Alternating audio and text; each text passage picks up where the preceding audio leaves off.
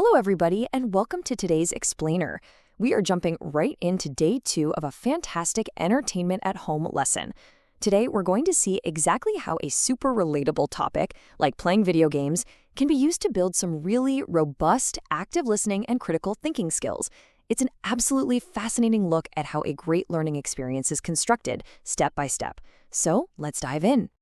We're going to trace this whole thing as a chronological journey. We'll go from a quick 1-minute lesson warm-up to setting objectives, doing some listening practice, moving into independent learning, diving into a deep discussion, and finally, wrapping up with a reflection. We'll hit each of these milestones to see how every single step perfectly sets up the next. First up, things kick off with a do now visual hook, and it grabs your attention instantly.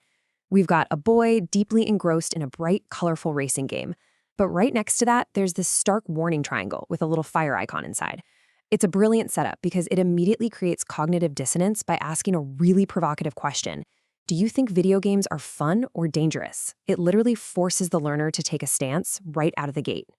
Actually, I want you to jump into the comment box right now and give me your opinion in just one sentence. Seriously, take a quick second to engage with this. Are video games fun or are they dangerous? There is absolutely no right or wrong answer here, but articulating your initial bias is the perfect way to prime your own brain for the information we're about to uncover. Okay, so let's look at how this logically builds. Right after sharing those initial opinions, the lesson steps into a quick retrieval activity. It asks students to grab their mini whiteboards and recall 3 entertainment activities from the previous day's lesson, and also to define what entertainment actually means. And this isn't just busy work. Retrieving previous knowledge actively warms up the exact neural pathways we need for today's new concepts. Now that our brains are totally fired up, it's time to set our exact objectives. We progress from a developing stage of identifying simple vocabulary to a secure stage of answering basic questions about the listening track, and finally excelling by explaining complex opinions and worries with really solid reasons. Our main inquiry for the day? We need to find out exactly what our main character, Rory, likes about his video game. What's really interesting here is how we prep for success before the audio even plays. To actually hit those objectives, we need to equip our vocabulary inventory with 8 specific key words. We're talking words like graphics, animation, exciting, frightening, plot, soundtrack, bored, and worried. By front-loading these terms, we give our brains a very clear target. We aren't just listening blindly, we are actively hunting for these specific concepts.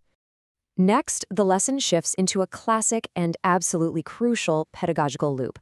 First, the teacher models the skill in the I-do phase, then the class practices together in the we-do phase, and finally, students apply it entirely independently in the you-do phase. This step-by-step approach ensures literally nobody gets left behind when tackling a brand new listening task.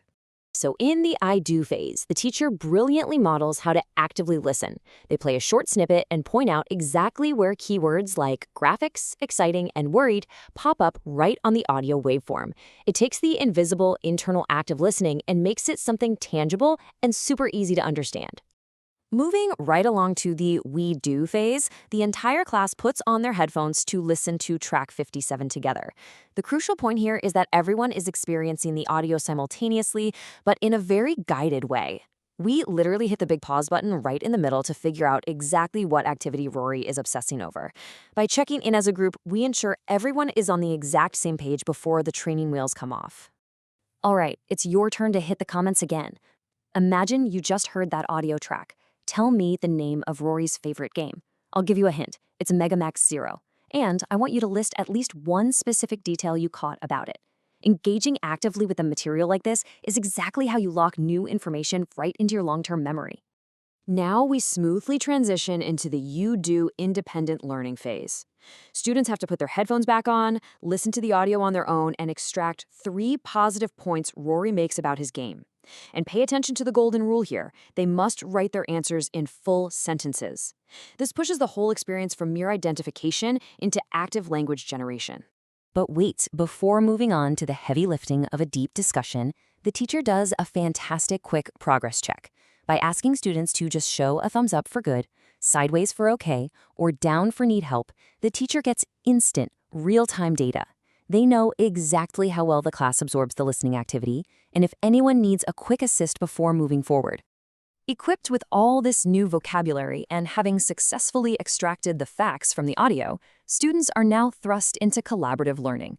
They pair up to debate two fantastic questions. First, would they actually like to play Mega Max Zero themselves? And second, do they agree with Rory's mom, who definitely has some worries about the game?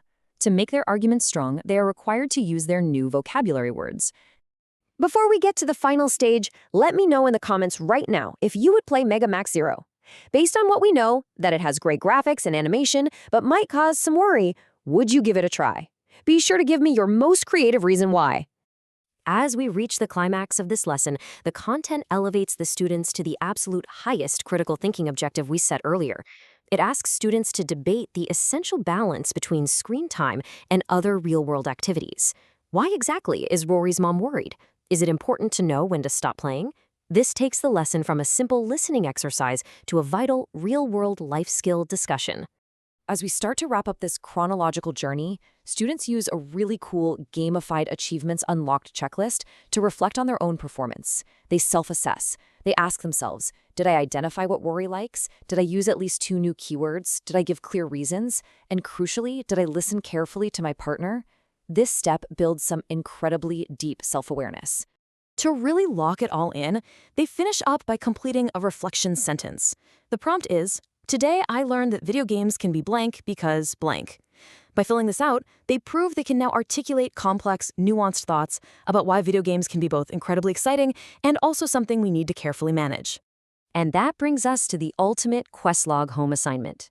The challenge is for students to use their new listening vocabulary to write down 3 great things about Rory's game before day 3.